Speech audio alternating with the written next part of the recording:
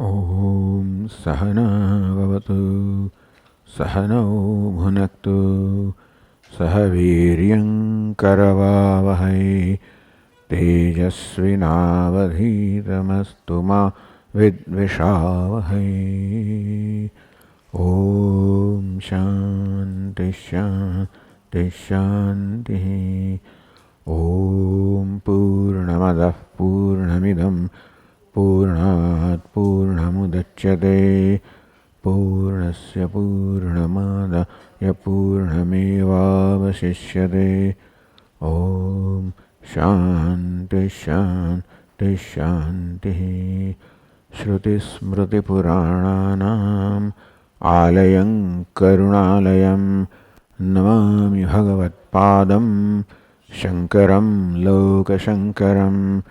शङ्करं शङ्कराचार्यं केशवं बादरायणं सूत्रभाष्यकृतौ वन्दे भगवन्तौ पुनः पुनः। ईश्वरो गुरुरात्मेति मूर्तिभेदविभागिने व्योमवद्व्याप्तदेहाय दक्षिणामूर्तये नमः। ॐ पार्थाय प्रतिबोधितां भगवता नारायणेन स्वयं व्यासेन ग्रथितां पुराणमुनिना मध्ये महाभारतम् अद्वैतामृतवर्षिणीं भगवतीम् अष्टादशाध्यायिनीम् अम्ब त्वामनुसन्दधामि भगवद्गीते भवद्वेषिणीम्।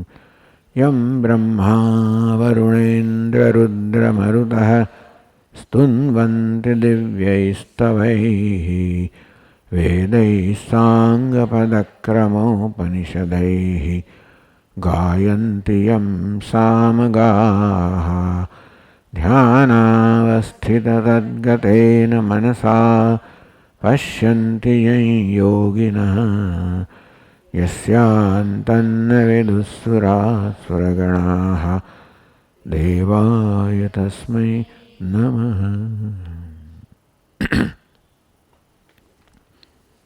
समं सर्वेषु भूतेषु तिष्ठन्तं परमेश्वरं विनश्यत्स्व विनश्यन्तं यः पश्यति स पश्यति।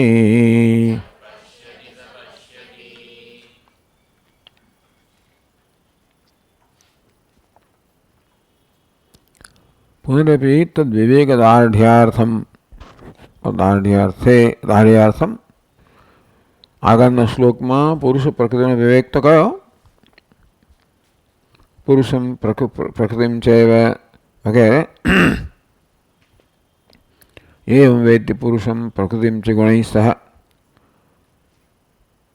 પુનઃ તદ દાર્ઢ્યાર્થમ વળી પાછો પુરુષ અને પ્રકૃતિ અર્થાત કેવી રીતે પુરુષને ચૈતન્યને પ્રકૃતિ કરતા અચેતનથી ભિન્ન જાણીને આત્મ તરીકે જુઓ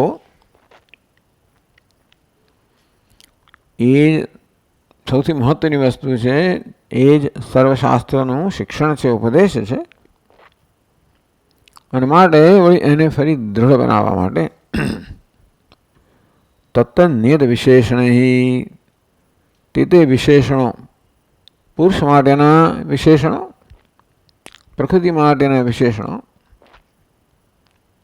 એ દ્વારા આ પ્રકારે વિવેક કરીને જે આ સાક્ષાત પુરુષ અને આત્મતા જાણે છે એ મુક્ત બને છે.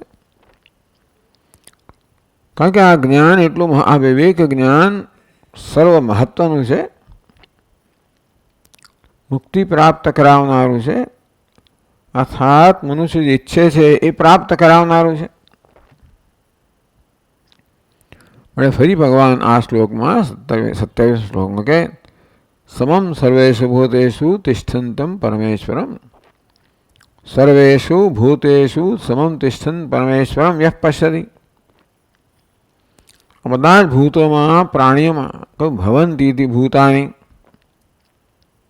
આમ જે અસ્તિત્વમાં આવે છે, જે જન્મ લે છે, અસ્તિત્વ, વૃદ્ધિ વગેરે બધા વિકારોને પ્રાપ્ત થાય છે ભૂતો, પ્રાણીઓ. વિષમેશુ, આ પ્રત્યેક ભૂત, પ્રત્યેક પ્રાણી એ છે અન્ય કરતાં ભિન્ન છે, કોઈ સમાનતા નથી, અસમાન છે, વિષમ છે, અનેક છે. વિનશ્યત્સુ, વિનાશી છે. આ બધા પ્રકૃતિના તે વિશેષણો કયા. હવે પુરુષના ક્ષેત્રજ્ઞના વિશેષણ કહે છે સમમ, જે બધી બધા વિષમ પ્રાણીમાં સમાન ભાવે છે. તિષ્ઠંતમ, જે સ્થિર છે, નિર્વિકાર છે, બધા વિકારીમાં, ચલાયમાનમાં નિશ્ચલ છે. અવિનશ્યંતમ, જે અવિનાશી છે. આ પ્રકારે ક્ષેત્રજ્ઞ અને ક્ષેત્ર કે પુરુષ અને પ્રકૃતિ ના વિશેષણો કયા, લક્ષણો કયા, જે એકબીજા કરતા વિલક્ષણ છે, વિપરીત છે. આમ જોવા જઈએ તો બેનો કોઈ મેળ જ નથી. તદ્દન વિરુદ્ધ સ્વભાવ ધરાવનારા છે. અને છતાં આગળ કહ્યું તે પ્રકારે જે વસ્તુ કોઈ રીતે તર્કયુક્ત નથી, યુક્તિયુક્ત નથી, સમજાવી શકાય એવી નથી, કે કેવા પરસ્પર વિરુદ્ધ તત્વો કેવી રીતે એક બની ગયા જાણે કે આવું જીવનમાં થઈ રહ્યું છે, એવું વેદાંત શાસ્ત્ર આપણે શીખવાડે છે. આપણા જીવનની સમજ આપવા માટે અને જે પ્રકારની લાગણીઓ આપણા મનમાં જન્મી રહી છે, ખ્યાલો જન્મી રહ્યા છે, એને કારણે મનમાં જે પ્રકારની લાગણી જન્મી રહી છે, મુખ્યત્વે શોકની, દુઃખની, વિષાદની, જેમાંથી મુક્ત થવા આપણે સતત પ્રયત્ન કરી રહ્યા છીએ. અને મનુષ્ય મોટે ભાગે સમજતું નથી કે એના દુઃખનું શું કારણ છે. પોતે જે કશાયને દુઃખનું કારણ માને એને દૂર કરવા કે એથી મુક્ત થવા પ્રયત્ન કરી રહ્યો છે, તો બરાબર છે. વાસ્તવમાં દુઃખનું કારણ છે એ ન જાણવાને કારણે એ હવામાં જાણે બાચકાના વીરે તે બધા કંઈક આવી રીતે પ્રયત્ન કરી રહ્યો છે, હવામાં વીજી રહ્યો છે બધું. વેદાંત શાસ્ત્ર કહે છે પુરુષ પ્રકૃતિ અવિવેક જ બધું કારણ છે. એટલે વિવેક કરવો, બેને જુદા પાડીને સમજવા એ બધી સમસ્યાનો ઉકેલ છે. ભૂતેષુ પરસ્પર વિભક્તેષુ વિષમેષુ, આ પ્રત્યેક ભૂત કહો, પ્રાણી કહો, જન્મનારી વસ્તુ કહો, એકબીજા કરતાં ભિન્ન છે, એકબીજા કરતાં અસમાન છે, વિષમ છે, ભિન્ન છે. એ બધામાં અવિભક્ત, અસમાનમાં સમાન, વિભક્તમાં અવિભક્ત. સમમ એટલે શું? એક રૂપમ ઉત્કર્ષ અપકર્ષ વર્જિતમ, જે સદા એમ જ રહે છે, જેમાં કોઈ વૃદ્ધિ નથી થતી, ક્ષય નથી થતો, એ સમાન એક રૂપ રહે છે. આ વસ્તુ અઘરી છે. એક રૂપ જ રહેવું ત્યારે શક્ય બને જ્યારે અત્યંત પૂર્ણ શાંતિ હોય, સ્વસ્થતા હોય, પૂર્ણતા હોય, સ્વનિષ્ઠા હોય, સ્વ આત્મસંતોષ હોય, જે કોઈ પ્રકારના પરિવર્તનની આવશ્યકતા નથી. પરમાત્મા સદા એક સમાન છે, કારણ કે કોઈ પ્રકારના વૃદ્ધિ, ક્ષયની, અસમાનતાની, પરિવર્તનની, વિકારની આવશ્યકતા જ નથી. આ બધા ભૂતો અસમાન છે, સતત પરિવર્તનશીલ છે, ઉત્કર્ષ અપકર્ષ પ્રાપ્ત કરે કે અંદર અજંપો છે. પ્રકૃતિમાં અજંપો છે, કારણ કે અનેક અવયવની બનેલી છે. અને તેથી સતત વિકારશીલ છે, પ્રવૃત્તિમય છે આ જગત. આવી સતત પ્રવૃત્તિશીલ પ્રકૃતિમાં એની મધ્યમાં એના અધિષ્ઠાન રહેલો પરમાત્મા સમાન છે, શાંત છે, કોઈ પ્રકારના વિકારથી રહિત છે, નિર્વિકાર છે, પોતાનામાં નિષ્ઠ છે, આત્મનિર્ભર છે, આત્મસંતુષ્ટ છે.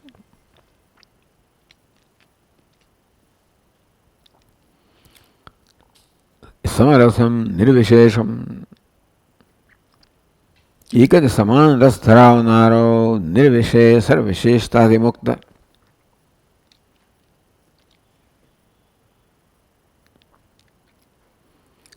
સમમ તિષ્ઠંતમ, સર્વદા એક રૂપેણ વર્તમાનમ, તિષ્ઠંત ઉભેલું રહેલું અર્થાત સર્વદા એક જ રૂપથી રહેલું, નિર્વિકાર, નિરવયવત્વાદ અક્ષરમ, જે અક્ષર છે ટૂંકમાં સર્વ પ્રકારના ક્ષયથી, વિકારથી, ક્ષીણતાથી રહિત છે.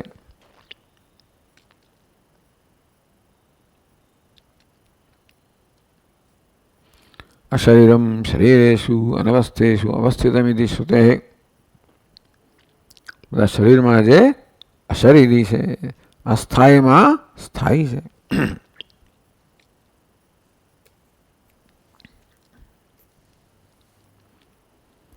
કેવી રીતે? આ રીતે પુરુષને પ્રકૃતિ ભિન્ન જાણવો.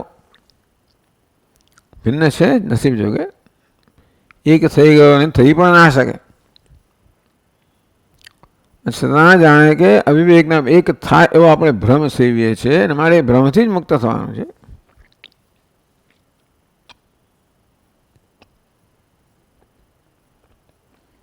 ભૂતાનામ એવ વિપરિણામ ન તો આત્મન, વિપરિણામ કહો, પરિવર્તન કહો, વિકાર કહો, બધું ભૂતમાં છે, આત્મામાં નથી. 753 આગળ ગયા છે છેલ્લી ચોથી પંક્તિમાં, સમમ સર્વેષુ ભૂતેષુ તિષ્ઠંતમ આટલું સમજાવ્યું. વિનશ્યત્સુ અવિનશ્યંતમ, વિનશ્યત્સુ સતત વિનાશ પામી રહેલાઓમાં અવિનાશી. તો કહે છે કિંચ અવિનશ્યંતમ,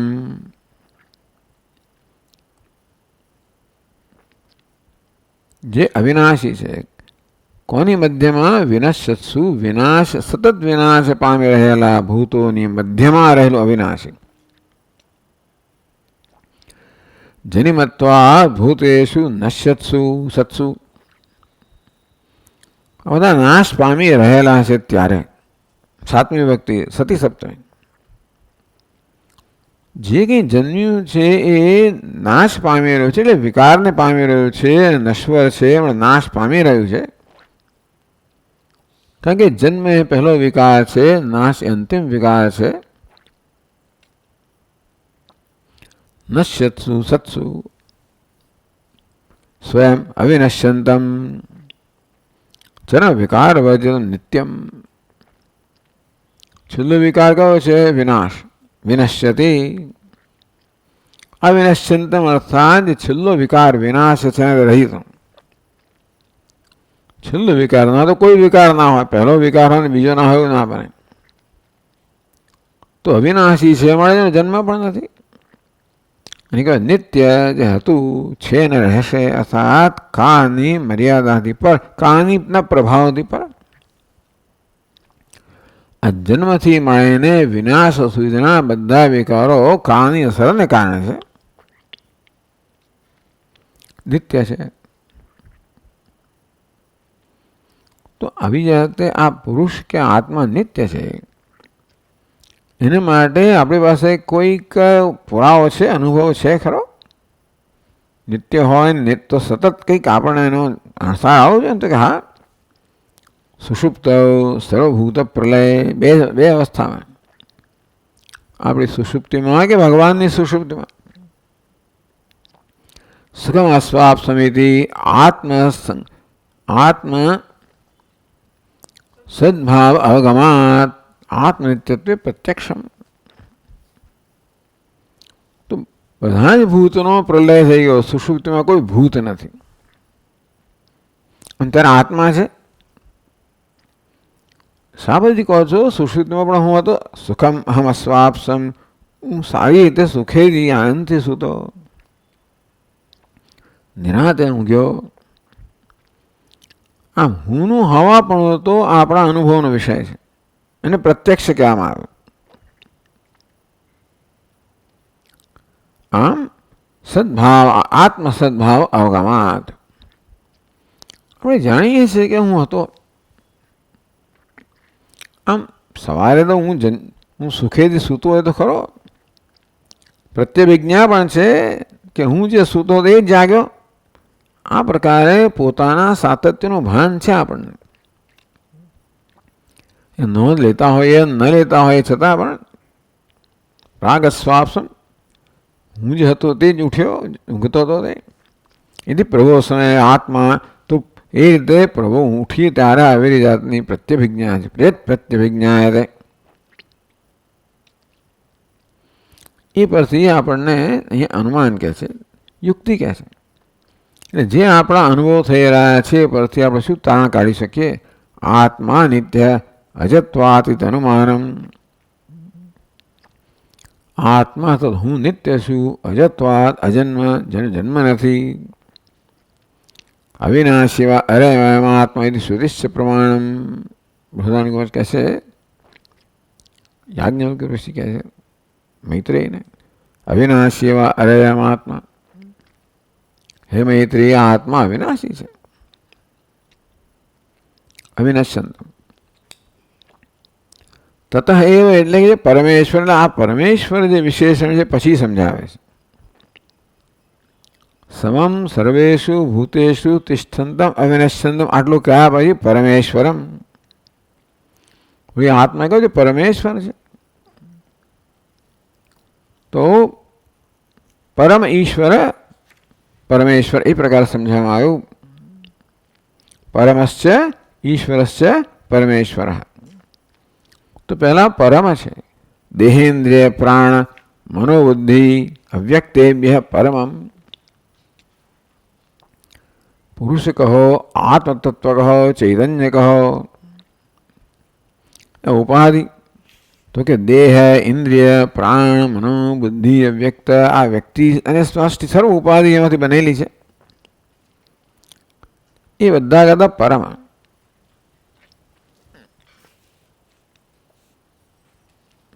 તો કે નિત્યત્વેન, અતિ સૂક્ષ્મત્વેન, અંતરત્વેન, આ બધા કરતા ચડિયાતું. કયા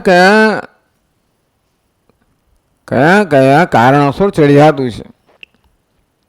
તો કે નિત્યત્વેન, આ જે દેહેન્દ્રિય પ્રાણ મનો બુદ્ધિનો જે આ સંઘાત છે, પ્રકૃતિ છે, અનિત્ય છે, આત્મા નિત્ય છે. અતિ સૂક્ષ્મત્વેન, આ બધો સ્થૂળ છે, અર્થાત આપણા પ્રત્યક્ષ કે અનુમાન, પ્રત્યક્ષ જ્ઞાનનો વિષય, અનુમાનનો વિષય છે. અત્યંત સૂક્ષ્મ, આ કોઈ પ્રમાણનો વિષય નથી. અંતરત્વેન, આ બધાની અંતરતમ હશે. આત્મા સર્વાંતર પ્રકૃતિને તો અવ્યક્તાત પુરુષ પર, અવ્યક્ત કરતા પ્રકૃતિ કરતા પણ જે અંતરતમ હશે. વ્યાપકત્વેન, વ્યાપક છે. આમ પ્રકૃતિ બધે વ્યાપ્ત છે, છતાં પ્રકૃતિ સુષુપ્તિમાં નથી, પ્રલયમાં નથી. સર્વત્ર પરમાત્મા તો વિદ્યમાન છે, પ્રકાશમાન છે, માટે વ્યાપક છે. ચેતનત્વેન, પ્રકૃતિ અચેતન છે, પરમાત્મા ચેતન છે. પ્રકાશકત્વેન, પ્રકૃતિ પ્રકાશ્ય છે, પ્રકાશિત છે. એટલે દેહિન્દ્રિય મન બુદ્ધિ બધા કેમ જાણે છે? કારણ કે ચેતન પ્રકાશિત કરનાર છે, માટે એ પ્રકાશક છે. આ બધા જ કારણોસર ચડિયાતો છે. પ્રકાશક છે ને પ્રકાશ્ય કરતા ચડિયાતો હોય. પ્રકાશ્ય ના હોય તો પ્રકાશ તો પ્રકાશ્ય ના હોય, જો પ્રકાશ ના હોય તો પણ પ્રકાશનો પ્રકાશ તો છે જ, તેથી પ્રકાશકત્વ અધિષ્ઠાનત્વેન આ બધા અધ્યારોપિત છે, મિથ્યા છે, આત્મા અધિષ્ઠાન સ્વરૂપ છે. પરમ ઉત્કૃષ્ટતમ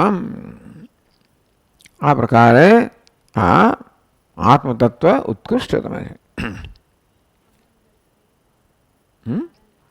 આનંદત્વેન બરાબર. ઇન્દ્રિય આ તો કઠોપનિષદ આખ્યા વાખ્યા કહેવામાં આવે. ઇન્દ્રિય પરાહ્યર્થ અર્થેભ્યસ્ય પરમ મનઃ વગેરે અવ્યક્તાત પુરુષ પર એ શ્રુતે છે.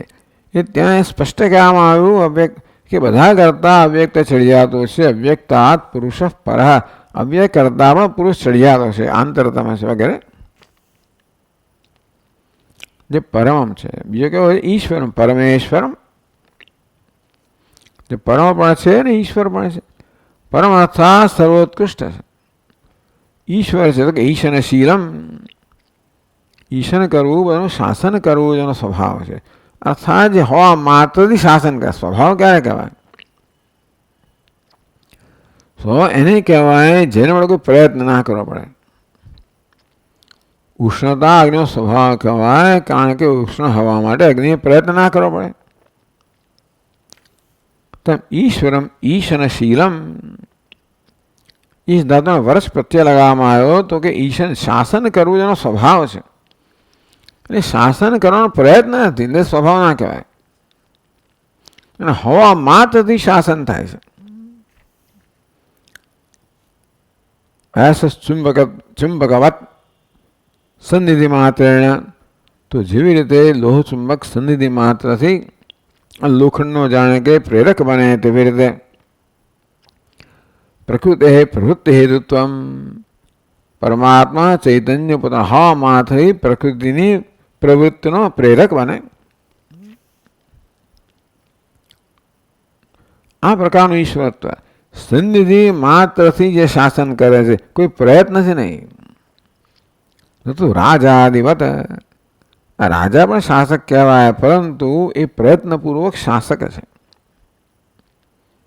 એ જે નિયંત્રણ કરે છે એની પાછળ એનું કર્મ રહેલું છે, બીજું કશું નહીં. એનો પ્રભાવ રહેલો છે, ટૂંકમાં એનો ભય તો રહેલો જ છે. તો રાજા આ પ્રકારે નિયંત્રણ કરતો હોય છે. મુખ્ય અર્થની અંદર પરમાત્મા નિયંત્રણ કરતો નથી, હોવા માત્રથી નિયંત્રણ થઈ રહ્યું છે. એટલે વાસ્તવમાં આપણે એને શાસક કહીએ, કંઈ જગતના તત્વો જો જેને શાસિત થઈ રહ્યા હોય, નિયંત્રિત હોય એવા આપણે ભાષે છે, મને આપણે એને નિયંતા કહીએ છીએ. નૈવ કુર્વન્ન કારયન, કારણ કે પરમાત્મા કરતો પણ નથી, કરાવતો પણ નથી. ત્યારે કોણ સ્વભાવ વસ્તુ પ્રવર્તતે, પરમાત્મા કરતો ન હોય, કરાવતો ન હોય તો કોણ કરે છે? સ્વભાવ વસ્તુ પ્રવૃત્તિ. આ સ્વભાવ છે, પ્રકૃતિ છે, એ જ બસ પ્રવૃત્તિ હોવી, પ્રવૃત્તિશીલ હોવું એ પ્રકૃતિનો સ્વભાવ છે. એવમ સમત્વ કૂટસ્થત્વ નિત્યત્વ ચેતનત્વાદિભિ, આટલા ધર્મ કહેવામાં આવ્યા. પરમાત્મા સમમ સવે સમ છે, તિષ્ઠંતમ કૂટસ્થ છે, નિત્ય છે, અને ઈશ્વર છે, ચેતન છે. આ સ્વધર્મ વિષમત્વ સક્રિયત્વ વિનાશિત્વ જડત્વાદિ ધર્મ ક્ષેત્રાત, તો ક્ષેત્ર એનાથી ક્ષેત્ર કરતા વિલક્ષણ છે બધી રીતે. આત્મા કહ્યું સમ છે, પેલું કેવું છે? વિષમ છે. કૂટસ્થ પેલું કેવું છે? વિકારી છે. નિત્યત્વ પેલું કેવું છે? વિનાશી છે. ચેતન પેલું કેવું છે? જડ છે, અચેતન છે. તો આ પ્રકારે અત્યંત વિરુદ્ધ વિલક્ષણ વિરુદ્ધ ધર્મ ધરાવનારા ક્ષેત્રાદ વિલક્ષણત્વેન ઉપલભ્યમાનમ. એટલે આમ તો જોઈએ તો તદ્દન તરી જ આવે છે. જો થોડીક સૂક્ષ્મતાથી એકાગ્રતાથી દ્રષ્ટિ કરવામાં આવે તો પરમાત્મા તરી જ આવે છે. સર્વે તે ભલે પ્રકૃતિની મધ્યમાં હોય એમ જણાય, પરંતુ પ્રકૃતિ કરતાં સર્વત્ર વિલક્ષણ છે. અનાત્મત્વાદ આત્મત્વાદમાં કહી શક્યા હોત. વિલક્ષ ઉપલભ્યમાનમ નિર્વિશેષમ અસ્મત પદ પ્રત્યાસમ આત્માનમ. પેલું જે છે એ બધું કેવું યુષ્મત પ્રત્યય, આ કેવો અસ્મત પ્રત્યય. આત્માનમ ક્ષેત્રજ્ઞમ, ક્ષેત્ર તદ્ધર્મ તત્કર્મ અસ્પૃષ્ટમ યહ પશ્યતિ. અર્થાત ક્ષેત્રની મધ્યમાં જાણે રહેલો હોય, અચ્છા ક્ષેત્રના બધા અસ્પૃષ્ટ જે છે આ પ્રકારે જે જુએ છે, આમ આ પ્રકારે સૂક્ષ્મ દ્રષ્ટિ ધરાવે છે. અને પ્રકૃતિને આ બધા પ્રકારનો વિકારના, બધી વિષમતાના, બધી પ્રવૃત્તિ છે એ છતાંય પણ જે સર્વ પ્રવૃત્તિ રહિત છે, નિર્વિકાર છે, સમ છે, નિર્વિશેષ છે, એની આત્મતા નોંધ લે છે, જાણે છે, જુએ છે. યહ પશ્યતિ. તો એના માટે દ્રષ્ટિ કેળવવી પડે. નિત્ય નિરંતર શ્રવણ મનન નિધ્યાસન સમાધિ ક્રમેણ સમનુષ્ઠિત. અક્રમક શ્રવણ મનન નિધ્યાસન સમાધિ સંભાવિત સમ્યક, આ પ્રકારે જન્મેલું સમ્યક જ્ઞાન છે. એ જ્ઞાનેન પશ્યતિ, આ પ્રકારના સમ્યક યથાર્થ જ્ઞાનથી જે જુએ છે. કારણ કે આ જોવાનું કોઈ ઇન્દ્રિયો વડે વગેરે નથી, અને તેથી એ આત્મતયા જોવાનું છે. જે દેખાય એને ઓળખવાનું છે ખરેખર તો, અને ઓળખીને એમાં નિષ્ઠ થવાનું છે. સાક્ષાત પશ્યતિ સપશ્યતિ. આમ જે આત્મતયા જુએ છે એ જ જુએ છે. સહ એ કોણ? બ્રહ્મવિદ્યતિ, બ્રહ્મજ્ઞાની યતિ વિરક્ત. યથાભૂત સ્વરૂપમ કર્તૃત્વ ભોક્તૃત્વાદિ સર્વ સંસાર ધર્મવર્જિતમ. જે પોતાના સ્વરૂપને જુએ છે, જે કર્તૃત્વ ભોક્તૃત્વ અને અશનાયા પીપાસા બધા સંસાર ધર્મથી રહિત છે.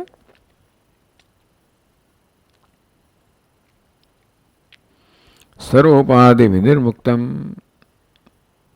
આ બધી ઉપાધિ છે, પ્રકૃતિ ઉપાધિ છે, અને પ્રકૃતિની જાણે મધ્યમાં હોવા છતાં પણ બધી ઉપાધિ રહિત છે, વિનિર્મુક્ત છે. વાસ્તવમાં તો પ્રકૃતિ સાથે કોઈ સંપર્ક જ નથી. આકાશ અત્યંત નિર્મલમ. આકાશ સમાન અત્યંત નિર્મળ, જો મલિનતાનો કોઈ લેશ પણ નથી. એટલે નિર્મળતા સ્વભાવ છે, એવી નિર્મળતા છે જે કોઈ રીતે મલિન થઈ જ ના શકે. પરિપૂર્ણમ આત્માનમ સ્વમ મુક્તમેવ સર્વાવસ્થાસુ. અર્થાત એ મુક્ત છે, એટલે કોઈ પણ અવસ્થા બદલાયા જ કરતી હોય. અધિષ્ઠાન રૂપ પરમાત્મા પર આ બધી વસ્તુ આવે ને જાય. જેવી રીતે ચલચિત્ર પેલા પડદા પર આવે ને જાય, પડદોનું અધિષ્ઠાન છે, અધિષ્ઠાન સ્વરૂપ સર્વદા પશ્યતિ આત્મતયા પશ્ય, જે પોતાને આ પ્રકારે જાણે છે.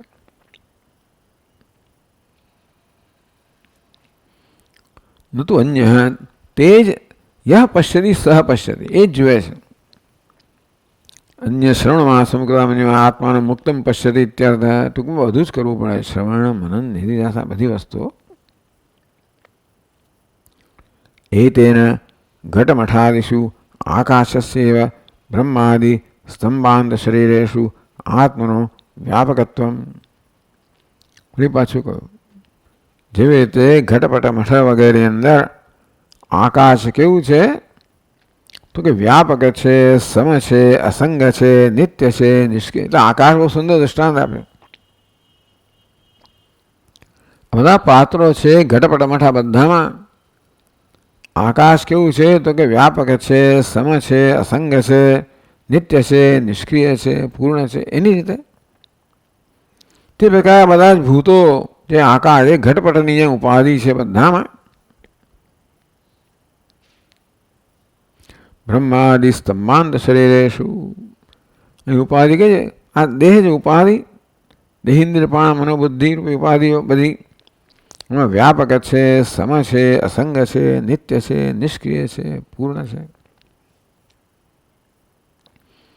દૃષ્ટવા આ પ્રકારે પોતાના આ રીતે દર્શન કરીને જાણીને એમાં નિષ્ઠ બનીને પ્રારબ્ધ અનુસારણ દેહેન્દ્રિયાદિષુ પ્રવૃત્તિષુ સત્સુ. એ તો કોઈ પ્રવૃત્તિ કરતો જ નથી. કોણ પ્રવૃત્તિ કરે છે? દેહેન્દ્રિયાદિષુ. આ દેહ ઇન્દ્રિયો પ્રવૃત્તિ કરે છે. કોઈ પ્રારબ્ધથી પ્રેરાયને આ દેહ ઇન્દ્રિયો સંઘાત છે એ પ્રવૃત્તિ કરે છે. દેવ કિંચિત કરોમી, તો જ્ઞાની પુરુષ તો કંઈ કરતો નથી, આત્મા કરતો નથી. દેહેન્દ્રિયાદિષુ પ્રવૃત્તિષુ સત્સુ નિવૃત્તિષુ. આ પ્રવૃત્તિ નિવૃત્તિ બધી ઉપાધિના સ્તર પર હોય. સ્વસ્થ તદ ઉભયરાહિત્યમેવ યસ સદા પશ્યતિ.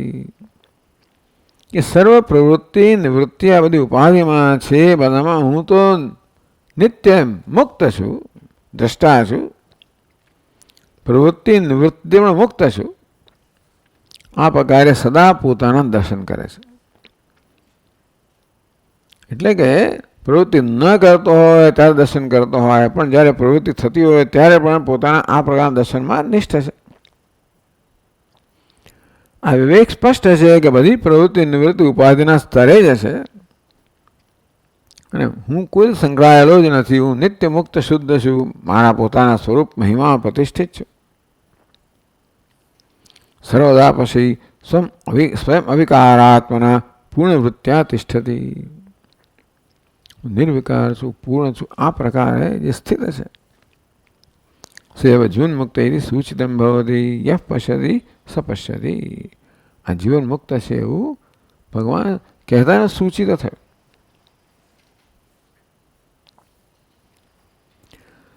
બ્રહ્મવિદ્યતિ સર્વત્ર પરિપૂર્ણ આત્માનમ એવ એક રૂપેણ સદા પશ્યતિ. તો આ પ્રકારે બ્રહ્મજ્ઞાનનું જે દર્શન કહેવામાં આવ્યું કે પરિપૂર્ણ આત્મા સદા એક રૂપ જ છે, એ પ્રકારે એક પ્રકારના દર્શનમાં નિષ્ઠ છે. એ પ્રકારની સભાનતામાં જ્ઞાનમાં નિષ્ઠ છે. તેનૈવ નૈરંતરે દર્શન મુક્તો ભવતી. આ પ્રકારના પોતાના દર્શનથી મુક્ત બને છે. એવું આગળના શ્લોકમાં સૂચિત કરવામાં આવ્યું. અહીં એ કહેવામાં આવે છે. કયા શ્લોકમાં? 28મા શ્લોકમાં તો કહે છે સમમ પશ્યન હિ સર્વત્ર સમવસ્થિતમીશ્વરમ નહિ નસ્ત્યાત્મનાત્માનમ તતો યાતિ પરાંગતિમ.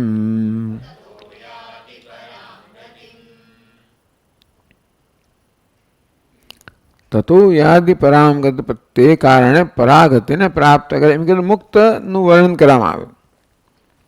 આગળ એ મુક્ત થાય સૂચિત કરવામાં આવ્યું, અહીં સ્પષ્ટ કહેવામાં આવ્યું.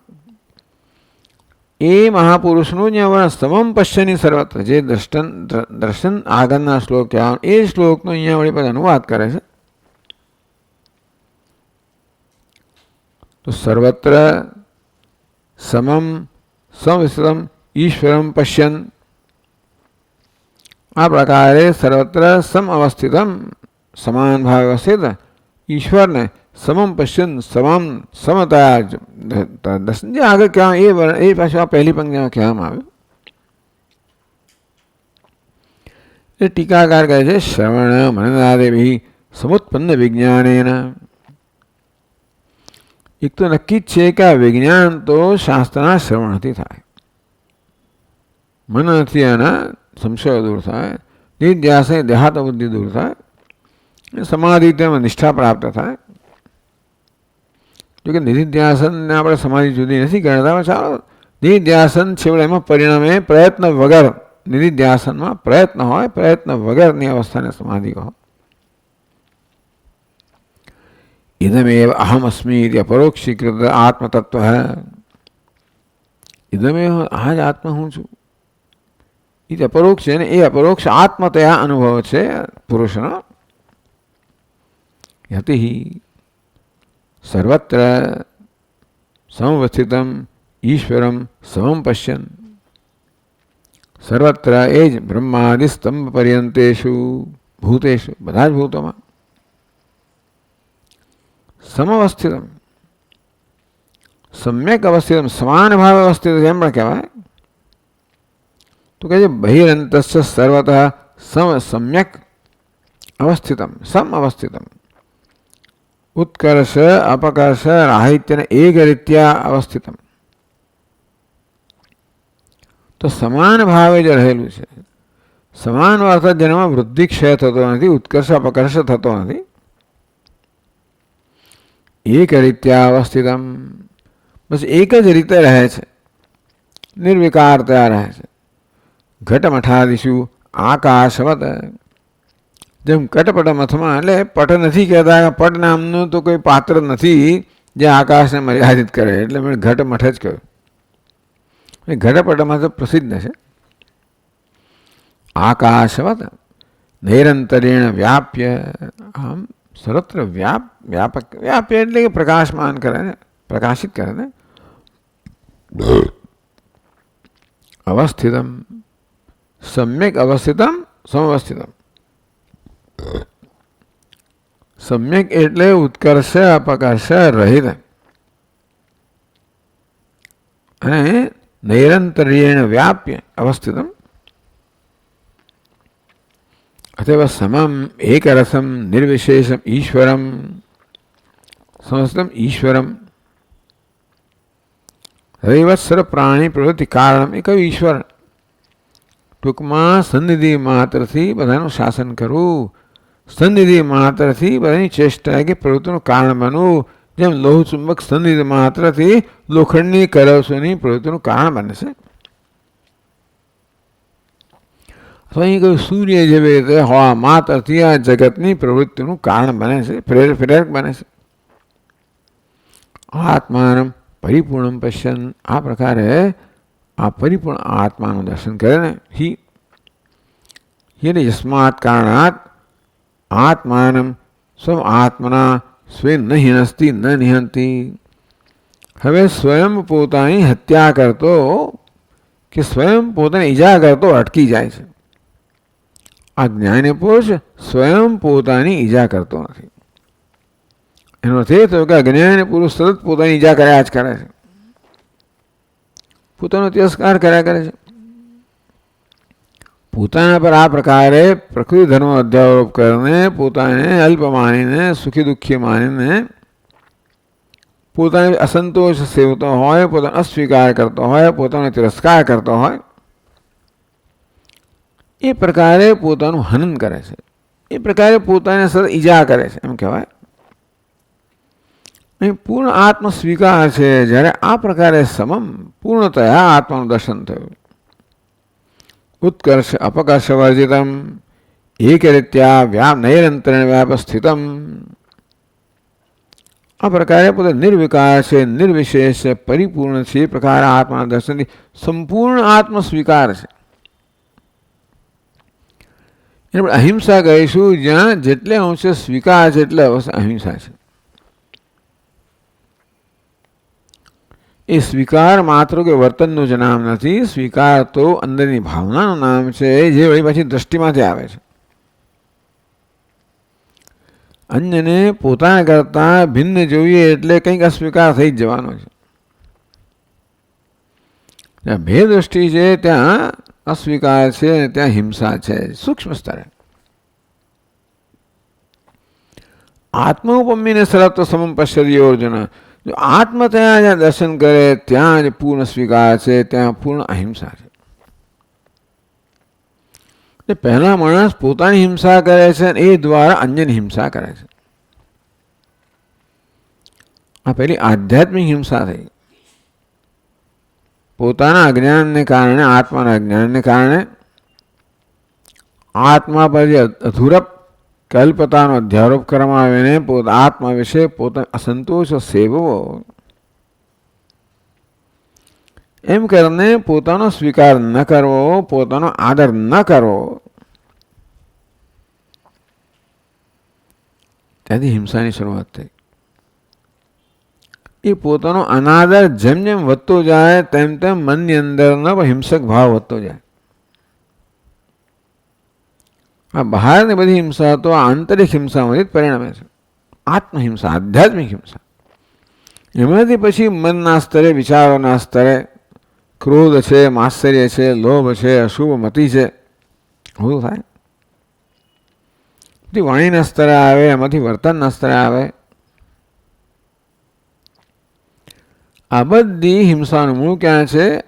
આધ્યાત્મિક. એટલે કે પોતાના પ્રત્યે માણસ જેટલી તીવ્ર હિંસા કરતો, જેટલો તીવ્ર અસ્વીકાર હોય, તીવ્ર પોતાનો તિરસ્કાર હોય, જેટલો હોય એટલો બહાર તિરસ્કાર તીવ્ર હોવાનો. નાની વસ્તુ એનાથી એકદમ એનાથી ઉત્તેજાઈ જાય. એટલે આ જે થઈ રહ્યું છે, આપણે હિંસામાં જીવન જીવી રહ્યા છે. ભેદ દૃષ્ટિ છે, હિંસા થવાની જ છે. પણ તદુપરાંત ભેદની અંદર પણ જેમ જેમ રાગ દ્વેષ તીવ્ર બનતા જાય તેમ તેમ હિંસા તીવ્ર બનતી જાય. પહેલા મનના વિચારોના સ્તરે, પછી વાણીના સ્તરે, પછી વર્તનના સ્તરે.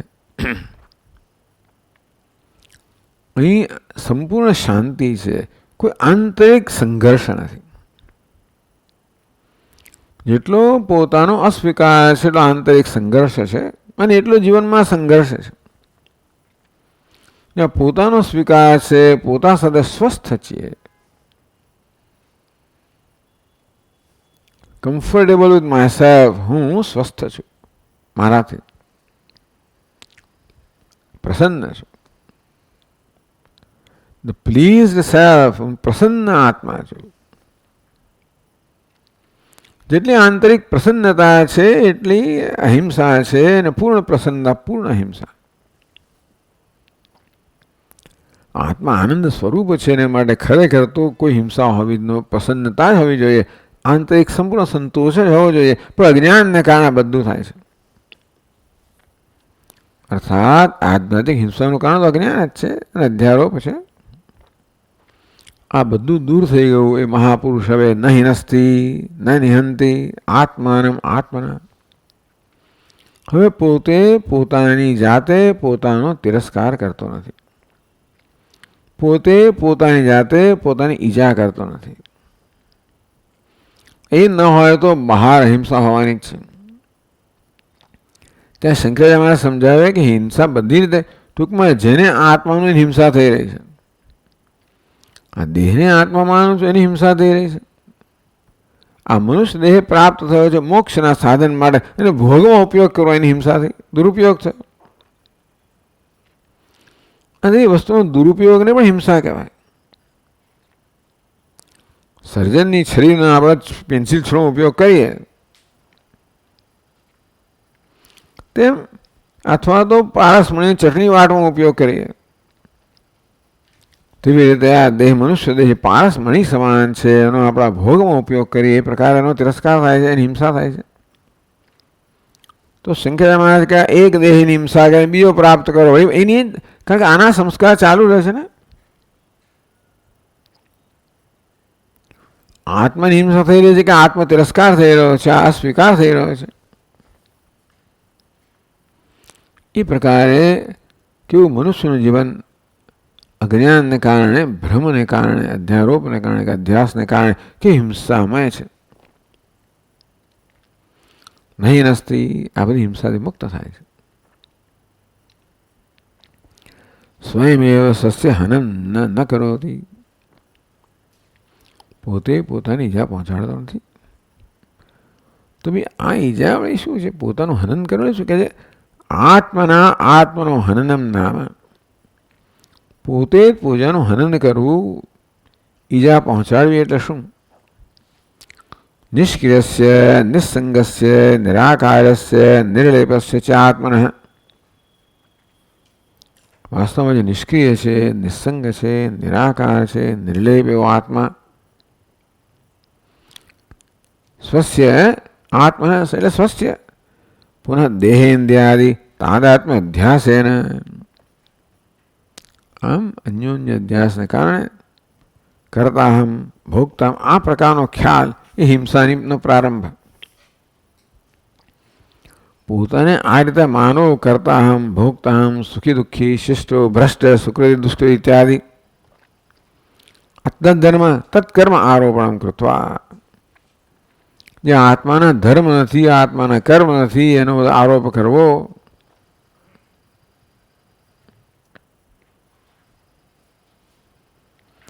યત અપ્રતીતિ આપાદનમ. આ પ્રકારે આરોપ કરીને આત્માના વાસ્તવિક સ્વરૂપની પ્રતીતિથી આપણે દૂર રહીએ છીએ ને. અપ્રતીતિ કહો, અજ્ઞાન કહો, એનું સંપાદન કરવું. એટલે કે અજ્ઞાન જે છે એને આપણે આવી રીતે કર્તૃત્વ ભોક્તૃત્વ એ બધાને આપણે સાચું માનીને એનું પોષણ કરીએ, એમ અજ્ઞાનનું પોષણ કરતા આવ્યા છે. તદેવ હનનમ યેન આત્મહન દોષેણ સ્વયં. આ પ્રકારે આત્મહન દોષથી સ્વયં કૂટસ્થ અસંગ ચિદ્રૂપોપી, સ્વયં કૂટસ્થ અસંગ ચિદ્રૂપોપી સદાનંદોપી દેહી ભૂય. અસંગ ચિત સ્વરૂપ આત્મા જે સદાનંદ છે એ દેહ બની ગયો. દેહી ભૂય, દેહમાં અહમ ભાવથી જાણે કે દેહ બની ગયો, દેહ જેવો બની ગયો, દેહ જેટલો બની ગયો. કર્તૃત્વ ભોક્તૃત્વ ધર્મવાન સન્ન. દેહ કો ઉપાધિવાન ધર્મો કર્તૃત્વ ભોક્તૃત્વ એ પ્રકારે પોતાના આરોપિત કરીને જન્મ જન્મ મૃત્યુ દુઃખ સાગરે મજ્જતે. જન્મ મૃત્યુરૂપી દુઃખના સાગરનો વિચારો ડૂબકા ખાય છે.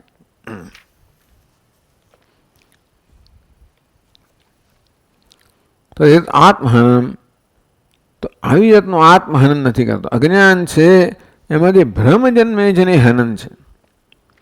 માત્ર અજ્ઞાનથી આવરણથી કંઈ થતું નથી, પણ જે અધ્યાસ થયો, વિક્ષેપ થયો, જેને કારણે આત્મા પર પોતાના આ પ્રકારના બધા ખ્યાલોનો આરોપ કરવામાં આવ્યો, એ સતત આ રીતે પોતાને ઉતારી પાડવામાં આવે, પોતાનો અસ્વીકાર કરવામાં આવે. એટલે આપણે ઉતારી પડે આપણી જાતને જ. બીજા આપણે ઉતારી પડે, આપણે સ્વીકારીએ નહીં બરાબર, પણ આપણે જ પહેલાં ઉતારી પડે આપણી જાતને. આ રીતે આવો અજ્ઞાની માણસ સતત પોતાનું હનન કરતો આવે છે. તદેતત આત્મહનમ વિદેહ કૈવલ્યાથી સમ્યક રીતે આત્મા યતિ ન કરોતી. જેના આત્માનું યથાર્થ જ્ઞાન છે એ આવું એટલે આરોપ નથી કરતો. આરોપના આરોપ જાણે છે ને મારે આરોપ નથી કરતો ને પોતાના સ્વરૂપમાં નિષ્ઠ છે. માટે જ્યાં આનંદ સ્વરૂપ સદાનંદ છે ત્યાં કોઈ પ્રકારનો તિરસ્કાર ના હોય, દુઃખ ના હોય, પ્રસન્નતા ના હોય. કિંતુ બાહ્ય વાસના કૃતામ અસત પ્રવૃત્તિ ઉત્સૃજ્ય સદા આત્મસદ આત્મનિષ્ઠા એવ તિષ્ઠતિ. એ સિવાય પણ આજે વાસનામાંથી જન્મની પ્રવૃત્તિ એની અમે થતી નથી. કોઈ વાર કર્તૃત્વ ભોક્તૃત્વ આ બધી વાસનાઓ, સુખિત્વ દુઃખિત્વ વગેરે એનાથી પ્રેરણા પ્રવૃત્તિ થાય છે ને. અસત પ્રવૃત્તિ છે, એવી કોઈ પ્રવૃત્તિ હવે એનાથી થતી નથી. સદાત્મનિષ્ઠા સત સ્વરૂપ આત્મનિષ્ઠામાં જે સ્થિત છે. નહીં નસ્તિ આત્મનાત્મ તતો યાદિ પરામ ગતિમ તતઃ.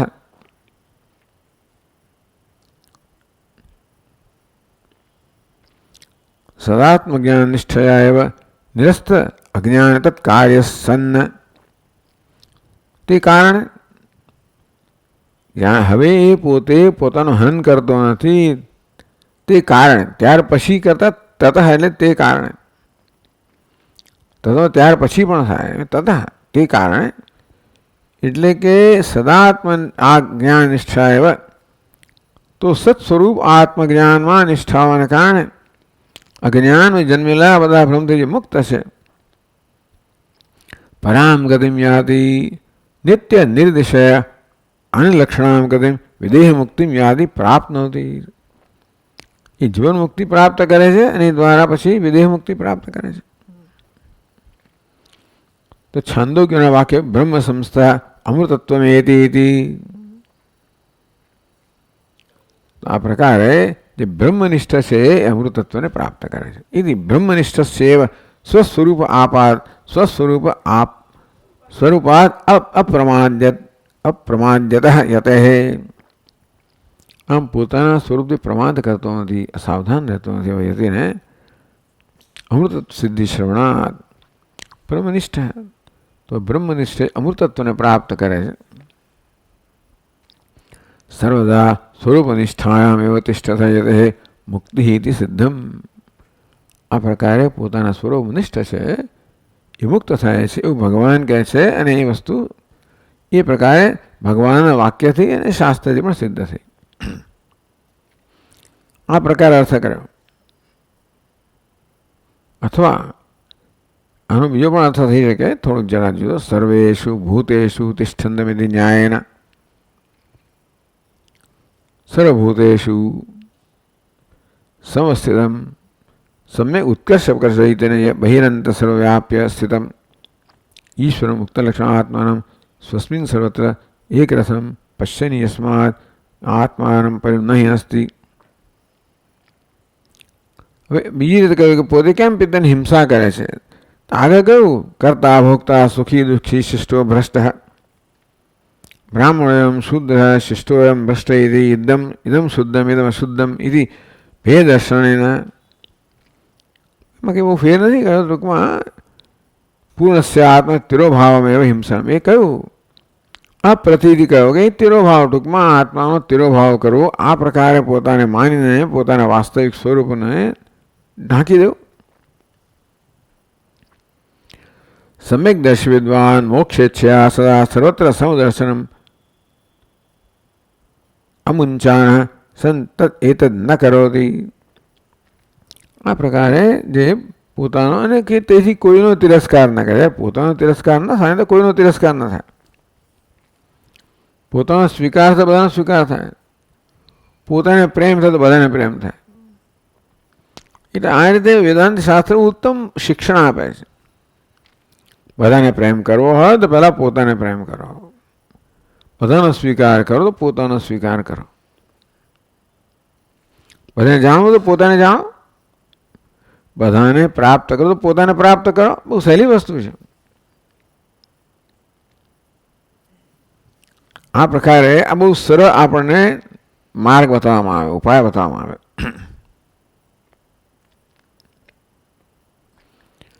યુ સમૂઢ જાનાતિ પુરુષોત્તમ સસર્વવિદ ભજતિ મામ સર્વભાવેન ભારત. આ પ્રકારે મને પુરુષોત્તમ જાણે છે, એ સર્વજ્ઞ મને છે અને સર્વ રીતે માનું ભજન કરે છે, સેવા કરે છે, સ્વીકાર કરે છે.